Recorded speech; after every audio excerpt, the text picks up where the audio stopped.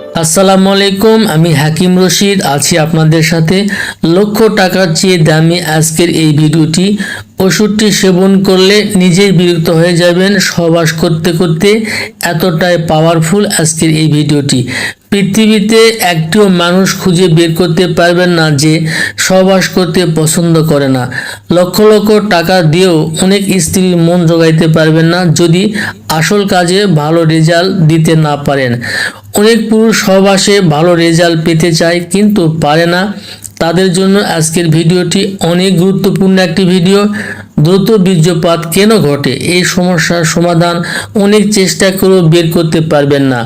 এটা জটিল একটি বিষয়, সংক্ষেপে একটা ধারণা দিব এবং কি করলে দ্রুত বীর্যপাতের সমস্যা থেকে চিরমুক্তি পাবেন আজকের ভিডিওটিতে প্র্যাকটিক্যাল দেখিয়ে দেবো, বুঝিয়ে দেবো।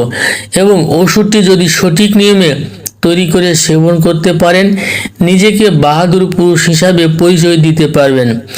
মেয়রোগ এবং ধাতুক্ষয় রোগের কারণে লিঙ্গের ভেন টিস্যু দুর্বল হয়ে যায়, যার কারণে দ্রুত বীর্যপাতের সমস্যা তৈরি হয়। স্কিনের গাছটির মাধ্যমে আপনি চিরমুক্তি লাভ করতে পারবেন দ্রুত বীর্যপাতের সমস্যা থেকে।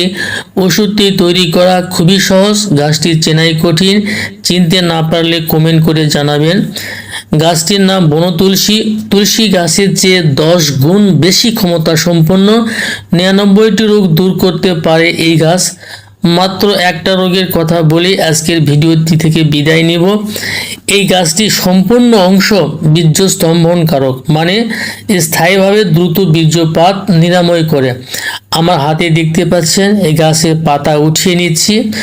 ওষুধ তৈরি করার জন্য আপনাকে এই গাছের পাতায় কালেকশন করতে হবে। মনে রাখবেন এই গাছের সম্পূর্ণ অংশ সমগুণ বিশিষ্ট। এই হাতে দেখতে পাচ্ছেন এই পাতা কালেকশন করে নেবেন 50 গ্রাম এবং কালিজিরা নেবেন 50 গ্রাম। এই দুইটি মিলে 100 গ্রাম পাটায় বেটে নেবেন, সুন্দর করে বেটে নেবেন। বেটে নেওয়ার পরে মাত্র 30 পিস বটিকা বানায় নেবেন এবং হালকা রোদে 2 দিন যাবৎ শুকায় নেবেন। শুকিয়ে নেওয়ার পরে ছোট্ট একটি কৌটায় রেখে দিবেন। প্রত্যেক দিন রাতে খাবারের 1 ঘন্টা পরে কিংবা সহবাসের আগে একটি বটিকা ঠান্ডা পানি দিয়ে সেবন করবেন। ইনশাল্লাহ আপনি বাহাদুর পুরুষ হতে পারবেন, মেহরোগ ধাতুক্ষয় রোগ দূর করতে পারবেন এবং দ্রুত বীর্যপাতকে আপনি বিদায় জানাতে পারবেন। আজকের ভিডিওটি এ পর্যন্তই। সবাই ভালো থাকবেন। আল্লাহ হাফেজ।